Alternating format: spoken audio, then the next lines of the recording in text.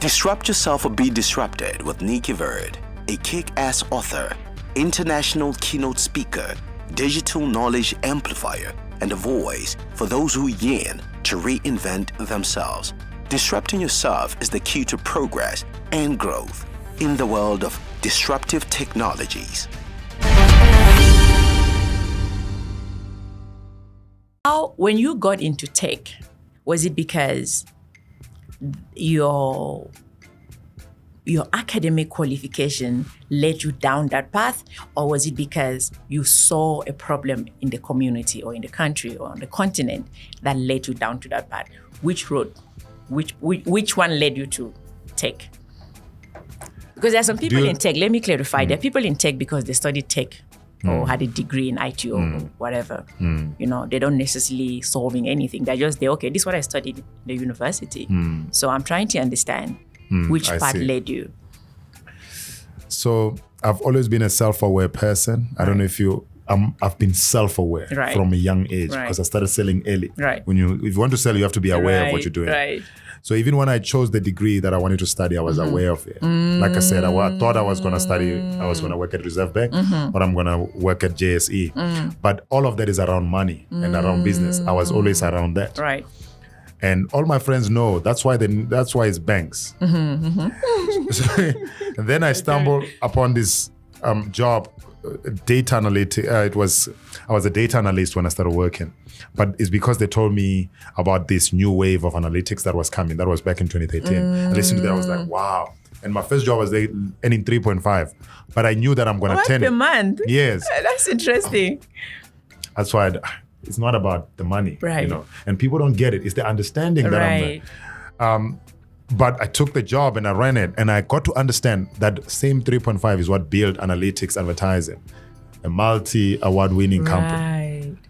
But as I was now understanding that this is what data science is, and now I'm interested to build an analytics advertising company, which then grew to make me a top entrepreneur and whatever, I then realized we've got so many technologies on the shelf.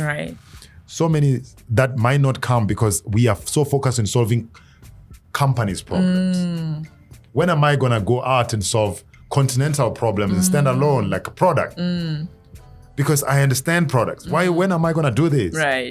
Then now when I'm doing Analytics X and I'm saying there's multiple companies, it's those products that I'm now running individually. And I'm running them knowing that if this can get right, I will solve some of the continental problems because I'm in education, math, science, and technology. I'm in STEM subjects. You know, the STEM subjects. I'm in Jami trade, continental trade, connecting in logistics, in trade, in you know what I mean? If any of some of these things that I'm doing takes off, I would have solved my part because I've solved so many problems for large corporations and I can't get to talk about them because I'm not allowed. I do understand. You know what I mean? You know what I mean? That's another thing that when people ask what has he done, they don't understand that I'm building technology that is managing a multi-billion rand company. Because I understand that you're also a software development company, besides digital marketing. I've built so many technologies that are for a multi-billion rand or billion-dollar companies that when you compare what I've done with another entrepreneur, I always stand out and they don't understand why. So I understand that because I didn't have a product because that was the product. But now I'm building Analytics X and I'm like, let's go. Let's go because this is what I do. So I see this going beyond corporate, I see you bringing technology to solve government problems. And I hope that you 100%. Pray you get there, So how do you think Africa or South Africa can use technology to solve some of the problems the country or the continent experiences? Because I can see that when it comes to digital transformation, the government is usually the last to transform. Education system is also far behind. But let me focus on the government. I know what you mean, but people are afraid of technology. The technology is viewed as something that will replace people, even if we don't talk about it, but that's what it is. So even if you come with an advanced system that will help the government and there's 200 people that will now help only 50 people to work, it won't work. That's why I've never attempted to talk government. And it's not that I can't solve those problems. Right. I know the beast I'm dealing with. Wow. But for private companies, it's easier. Because they don't replace those people, they migrate them to something else and they start doing other things. In government, how many people I will fight with? But I am involved. I try and do it in a way that is silent, and I am not producing at the optimum level of who I am. Right. But am I ready to fight that? I'm not a political person. The red tape, right? I know. But here again, even if you're not directly being involved, what would be your advice to governments that are still resisting change and they would rather protect, 200 employees than adopt a new technology that could scale and solve some of the problems and probably save the country millions, I would say there's so much jobs within technology. Right. So much jobs. Right. If you allow technology to be in your systems, you will grow faster, you'll be productive, but there will be new jobs created. Right. The modern day job is no longer a computer person sitting at reception. Right. It's a social media manager managing all your clients. Right. It's data analyst analyzing all your clients that came. Right. You know what I mean? Right. It's no longer a spreadsheet, but it's an automated project management solution that allows everyone to know who is doing what at what time. We can now have people working in different environments. I've got people working outside South Africa that we are in one place when we are in the Slack platform or Jira and others. You know what I mean? If you can allow technology to integrate what you're doing, you will have time to do other things that will help you employ more people. Right. You can't keep a person just because they have got a degree, they've got a certificate in computer, and it's no longer relevant, but you need to keep them to capture things and stamp.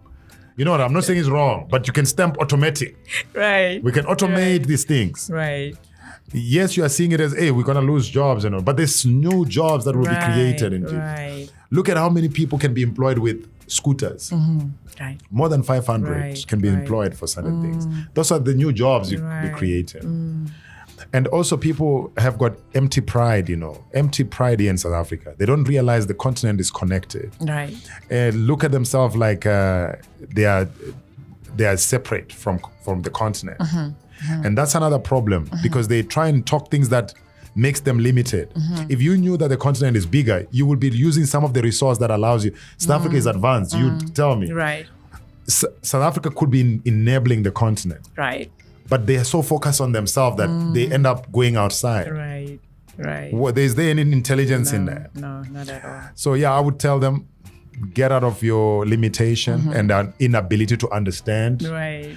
And start allowing people who understand to lead you. It's a new way, ways of doing things. Right. That's why now, it's like they say there was a quick shift that things and jobs now are now digital. Even the government people are advising people, no, you need to study digital things because there's no money. Right. They didn't see it coming because they ignored it for so long. Right. For how long are you going to ignore digital transformation?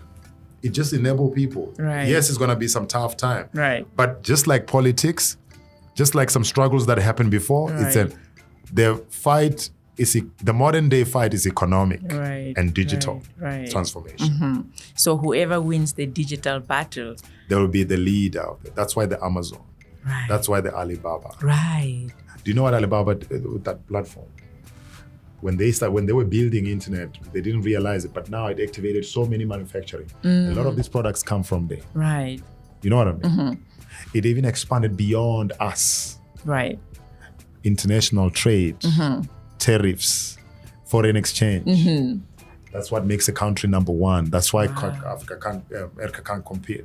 Right. China is number one by far, not by limiting people and taking people's things.